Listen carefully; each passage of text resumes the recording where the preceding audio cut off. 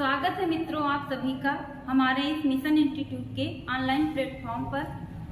जैसा कि अपनी इस क्लास में हम लोग संस्कृत का अध्ययन कर रहे हैं, यानी संस्कृत व्याकरण का, तो जिसमें से कि हमने संस्कृत वर्णमाला पढ़ लिया है। संस्कृत वर्णमाला के बाद हमने पढ़ा संज्ञा प्रकरण, यानी हम लोग टेट, सुपर टेट और सीटेट के हिसाब से अध्ययन कर रहे हैं। तो हमने वर्णमाला पूरा क्लियर कर लिया। उसके बाद हमने पढ़ा संज्ञा प्रकरण, यानी संस्कृत में किसका क्या नाम दिया गया है पाणिनि के अनुसार। इसके बाद हम लोग अगला टॉपिक पढ़ेंगे संधि।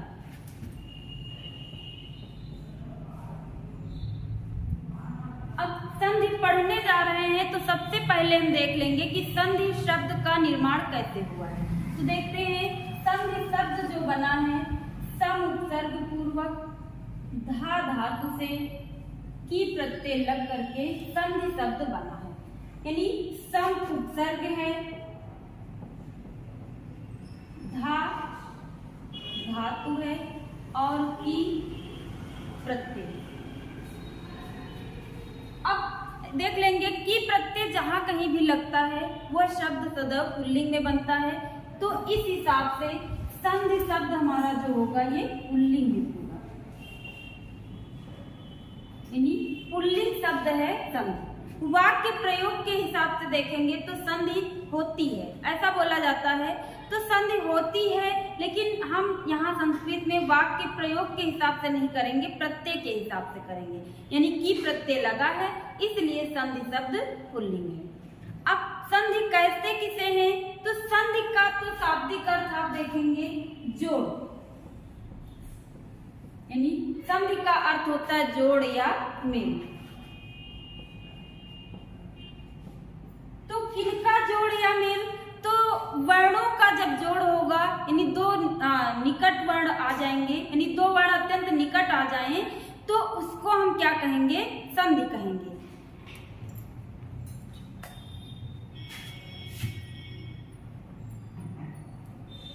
यानी जब दो शब्द,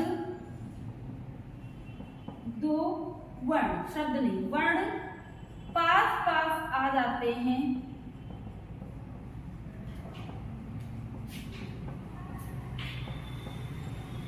तो उनके बीच में संधि होती है।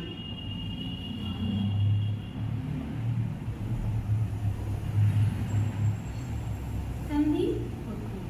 अब वर्ण कैसे पास पास आ जाएंगे, यानी कोई हम वर्ण रख दे जैसे का, फिर हम खा रख दे, तो क्या कोई वर्णों के बीच में संधि हो जाएगी, तो ऐसा नहीं है। हम देखते हैं शब्द हो, यानी कोई सार्थक शब्द हो और उन शब्दों के बीच में जो वर्ण अत्यंत निकट आते हैं उन वर्णों के बीच में संधि होती है।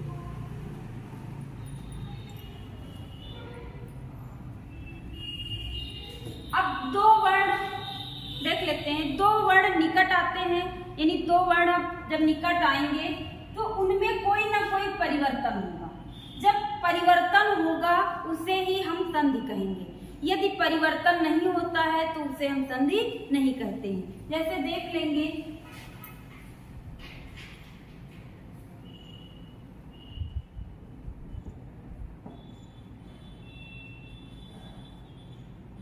समधनिता संहिता बन गया, यानी यहाँ पे देखिए माँ था, माँ को अनुस्वार हो गया, यानी कोई ना परिवर्तन कोई ना कोई तो होगा। अब देख लेते हैं एक जैसे दिया है विद्वान, अब इसके बीच में देखते हैं क्या शब्द बनता है, तो विद्वान। अब ये इसमें जो है देखते हैं कोई परिवर्तन नहीं हुआ, यानी विद्वान शब्द में कोई परिवर्तन नहीं हुआ, तो इसको हम संधि नहीं कहेंगे। यहाँ पे परिवर्तन हुआ है इसलिए इसको हम संधि कह देंगे। तो संधि का अर्थ ही है कि जब वर्णों का मेल हो तो उसमें कोई ना कोई विकार उत्पन्न हो तो वहां पर संधि हो जाती है। अब कहते हैं कि जहां संधि होती है वहां संहिता अवश्य होती है। तो संहिता हम देख लेते हैं, जब हम लोग संज्ञा प्रकरण पढ़ रहे थे तो उसमें संहिता संज्ञा हम लोगों ने पढ़ा था। संहिता संज्ञा करने वाला सूत्र क्या था, परः सन्निकर्षः संहिता, यानी परः मतलब आपस में, यानी एक दूसरे के निकट जो वर्ण आ जाएं उनकी संहिता संज्ञा हो जाती है।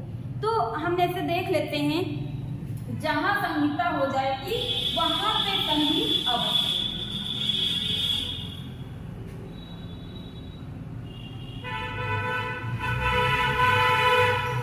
यानी जहां जहां संहिता होती है वहां वहां संधि होती है। तो देखते हैं संहिता कहाँ आवश्यक है, यानी जहां संहिता होगी वहां संधि होगी। तो पहले हमें संहिता देखना कहाँ आवश्यक है।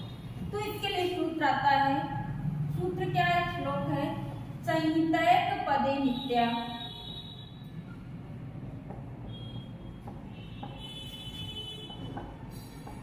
नित्या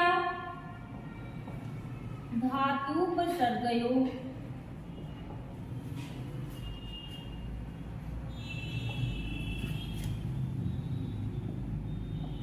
नित्या समासे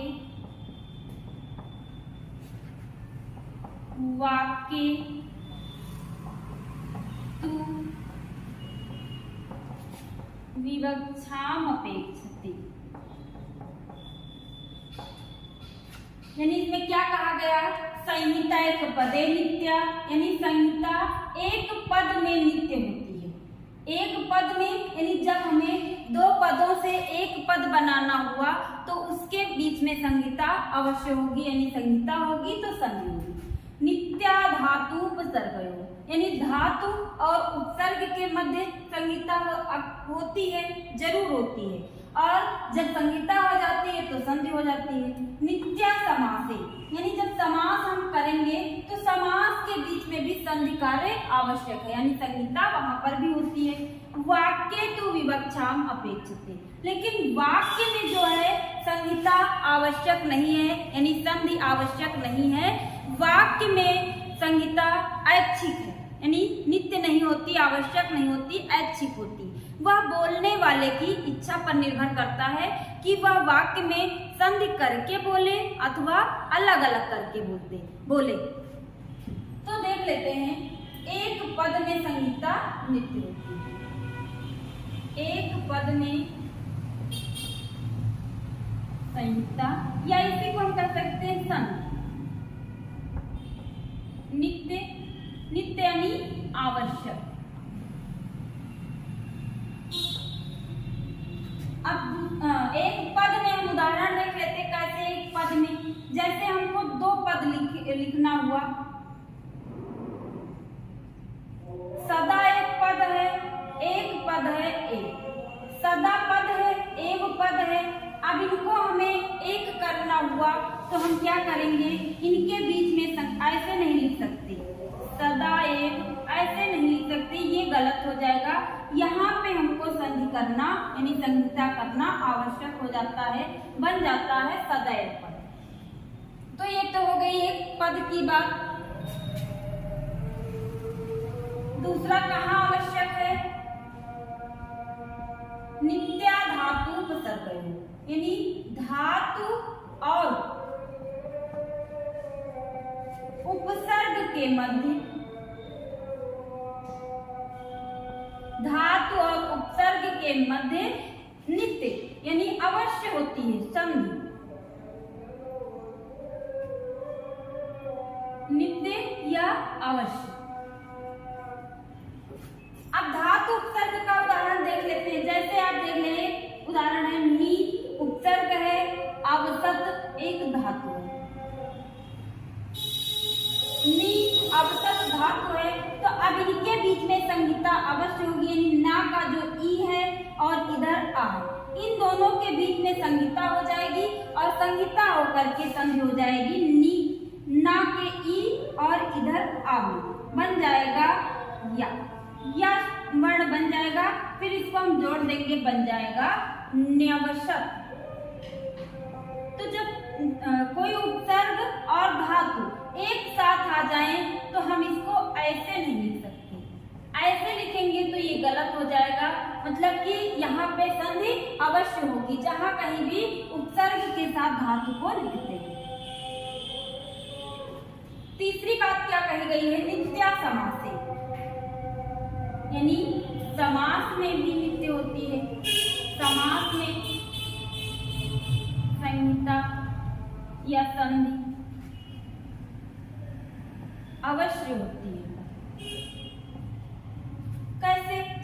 देख लेते हैं। एक समास विद्या नाम आलय।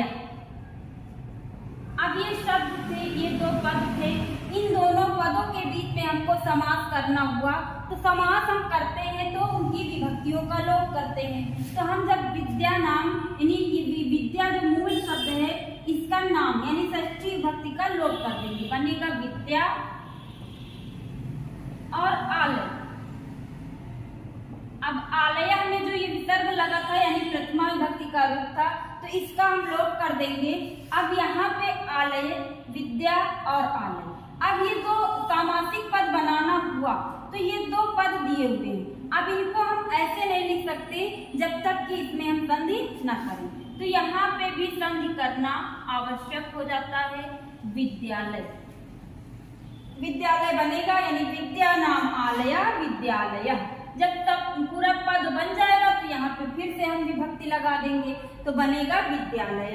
तो यहाँ पे हम देख लेते हैं कि जहाँ कहीं भी समास करेंगे वहां पे भी संहिता नित्य होती है, यानी वहां पे भी संधि कार्य नित्य होता है। अब लास्ट में क्या कहा गया, वाक्ये तु विवक्षाम अपेक्षति। विवक्षाम मतलब बोलने वाले की इच्छा पर।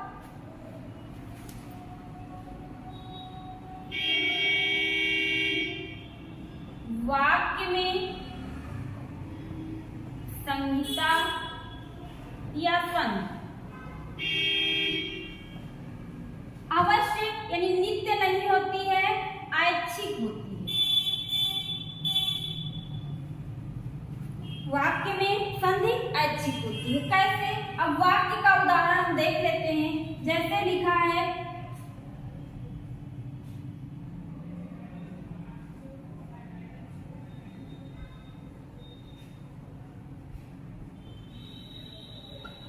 रामः ग्रामम आगच्छत्। अब यहाँ पे लिखा है रामः ग्रामम। अब हम इसको यहाँ पे चाहें तो संधि करें और नहीं ऐसे लिखा है तब भी सही है। और संधि करके जब हम बोलेंगे तो ये विसर्ग का लोप हो जाएगा, विसर्ग के स्थान पे ओ हो जाएगा।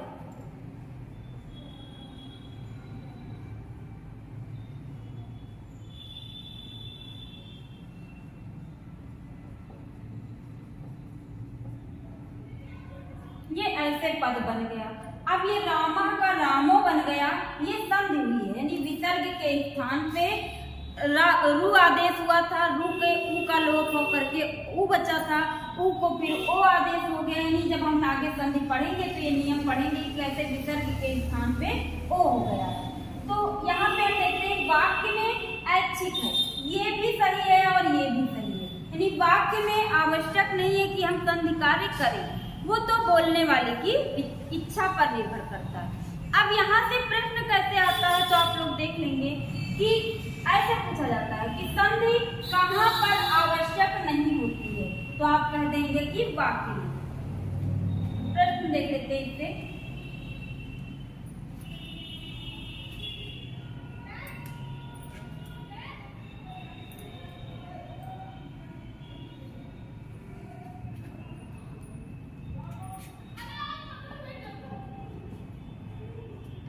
संधि या इसको संहिता भी कह सकते हैं। संहिता कहाँ पर आवश्यक नहीं होती है, कहाँ पर आवश्यक नहीं होती। ऑप्शन दिए जाएंगे आपको। एक पद में, वाक्य में, उपसर्ग धातु में,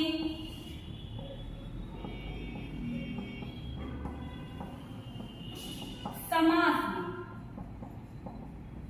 तो आप देख लेंगे प्रश्न क्या पूछा गया है, संधि कहाँ पर आवश्यक नहीं होती है। तो आप इसको ऐसे कह सकते हैं कि वाक्य में संधि आवश्यक नहीं होती है, ऐच्छिक होती है। किसी प्रश्न को बदल के दूसरी तरीके से पूछा जा सकता है, संधि कहाँ पर ऐच्छिक होती है। संधि कहाँ पर ऐच्छिक होती है, तब भी आपका जवाब वाक्य में होगा। तो इस तरीके से प्रश्न यहाँ से ऐसे बनता है। चलिए, ये तो बात हुई कि संधि कहाँ आवश्यक होती है और कहाँ पे ऐच्छिक होती है। अब हम बात कर लेते हैं कि संधि में क्या, अब हम ये बात कर रहे थे कि संधि वही होगी संधि जहां होगी वहां कोई ना कोई परिवर्तन अवश्य होगा। तो परिवर्तन क्या होगा ये देख लेते हैं। तो कभी कभी क्या होता है कि पूर्व और उत्तर यानी पहला वर्ण और इधर वाला वर्ण दोनों वर्ण मिलकर के कोई नया वर्ण बन जाते हैं। कभी क्या होता है कि इधर वाले वर्ण का कहो लोप हो जाए यानी इसका लोप हो जाए। कभी कहो एक ही में परिवर्तन हो यानी कहो इधर वाले में ही केवल परिवर्तन हो, इधर वाले में कोई फर्क न पड़े। तो इस तरीके से संधि में अनेक प्रकार से परिवर्तन होते हैं। जब हम एक एक संधि को पढ़ेंगे तो वहां पे देखेंगे कि क्या परिवर्तन हो रहा है।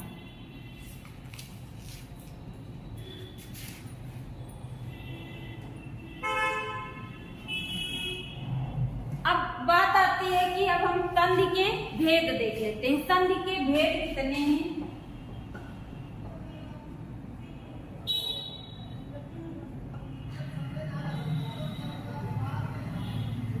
तो हम देखते हैं संधि के 3 भेद होते हैं। यानी पहला हो जाएगा आपका स्वर संधि,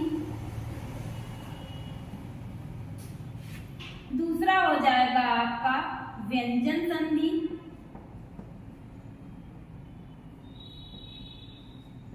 तीसरा हो जाएगा विसर्ग संधि।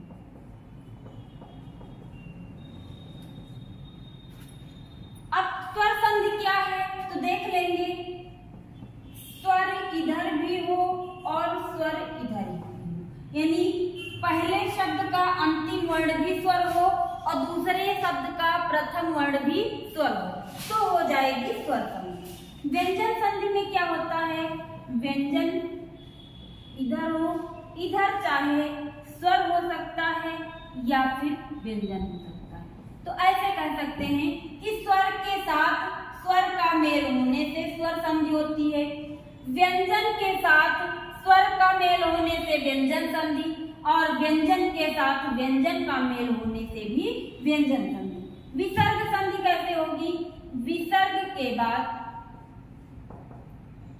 यहाँ पे भी स्वर या व्यंजन हो सकते हैं,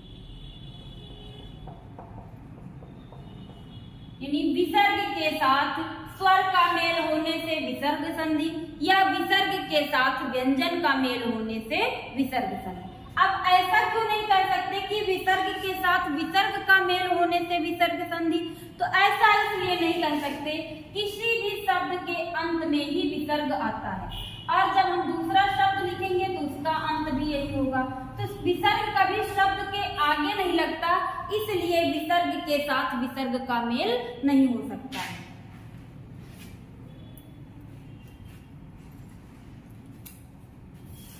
अब इनके दूसरे नाम भी जान लेते हैं। स्वर संधि का दूसरा नाम भी होता है, क्या कहते हैं? अच् संधि।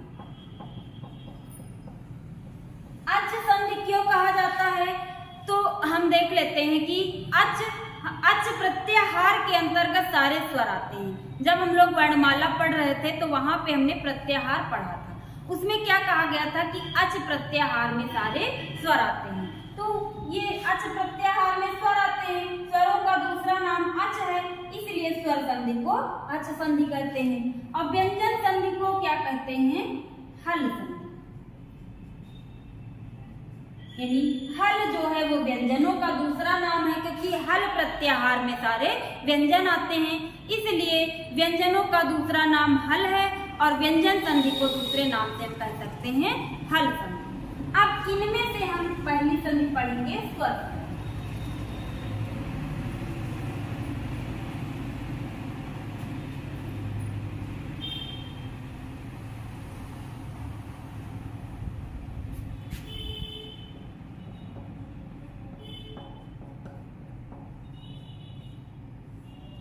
स्वर संधि। अब स्वर संधि में क्या है? स्वर के साथ स्वर का मेल स्वर संधि कहलाता है, ये हम जान चुके हैं। अब यहाँ पे स्वर संधि के भेद पे बात होती है। तो स्वर संधि के कितने प्रकार हैं? तो आप सामान्य रूप से देखते हैं 5 प्रकार। सामान्य रूप से स्वर संधि के 5 प्रकार देखते हैं, लेकिन पूर्व रूप और पर रूप को मिलाकर, पूर्व रूप तथा पर रूप को मिलाकर इसके 7 भेद हो जाते हैं। और कुछ विद्वान प्रकृति भाव को भी इसी में ऐड कर देते हैं, यानी प्रकृति भाव जो होता है उसको भी स्वर संधि के अंतर्गत जोड़ लेते हैं, तो स्वर संधियों की संख्या 8 हो जाती है। अब संधियों के स्वर संधि कितने हैं या स्वर संधि कितने प्रकार के होते हैं, तो इसमें मतभेद है। 5 कुछ लोग मानते हैं, कुछ लोग 7 मानते हैं, कुछ लोग 8 मानते हैं। तो ये क्वेश्चन नहीं पूछा जाता है कि स्वर संधि के कितने भेद हैं।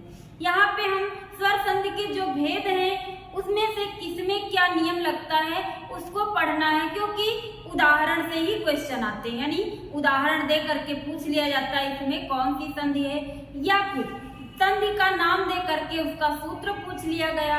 इस प्रकार से क्वेश्चन पूछे जाते हैं।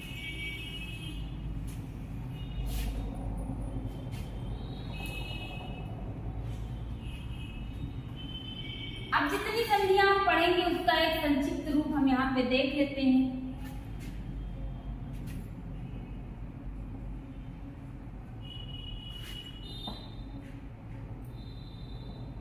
दीर्घ संधि, गुण संधि, यण संधि, वृद्धि संधि, यण संधि और आयात संधि। अब इनका कोई क्रम नहीं है कि कौन सी पहले लिखी जाए कौन सी बाद में लिखी जाए, लेकिन इस क्रम से हम पढ़ते हैं तो ज्यादा सही है। दीर्घ स्वर संधि, गुण स्वर संधि, वृद्धि स्वर संधि, यण स्वर संधि और अयादि स्वर संधि, ये 5 भेद मुख्य हैं।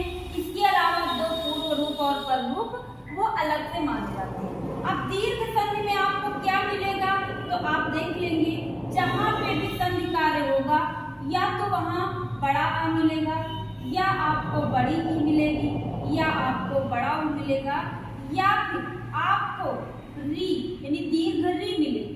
तो ये होती है दीर्घ संधि, यानी बड़े आ के पास से या तो टूटेगा, या तो बड़ी ई के पास से टूटेगा, या तो बड़े ऊ के पास से टूटेगा, या फिर बड़ी री के पास से टूटेगा। तो दीर्घ स्वर संधि में यही होता है, यानी आ के साथ आ का मेल होने से बड़ा आ हो जाता है, ई के साथ ई का मेल होने से बड़ी ई हो जाता है, ऊ के साथ ऊ का मेल होने से बड़ा ऊ हो जाता है, और री के साथ री का मेल होने से दीर्घ री हो जाता है। चलिए गुण संधि देख लेते हैं। गुण संधि में आपको पहचान क्या करनी है कि गुण संधि हम कैसे पहचाने, तो आप देख लेंगे, या तो आपको ऊपर ए की मात्रा मिलेगी, या तो ओ की मात्रा मिलेगी, या फिर आपको ये रा मिलेगा रेफ वाला।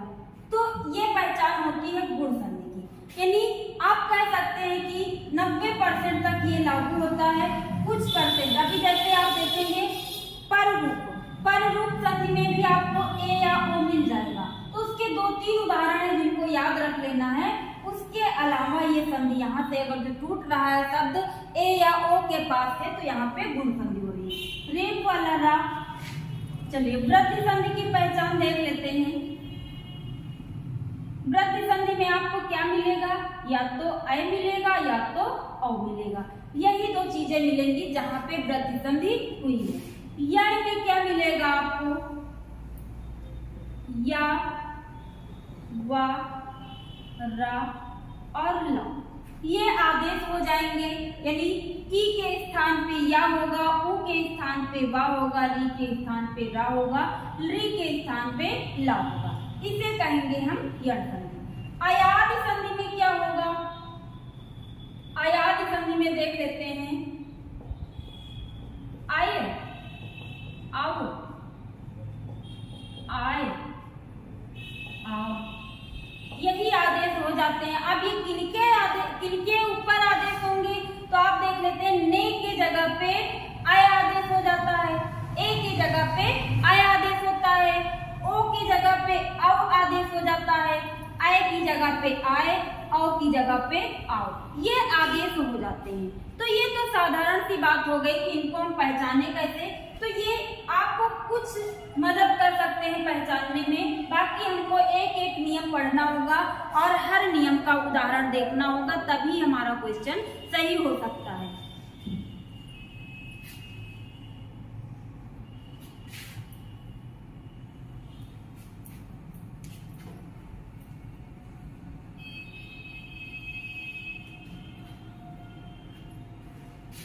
चलिए मित्रों, आज की क्लास में हम यहीं तक अध्ययन करते हैं।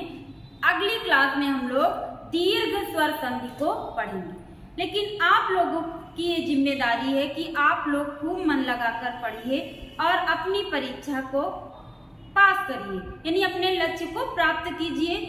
तो इसी के साथ धन्यवाद।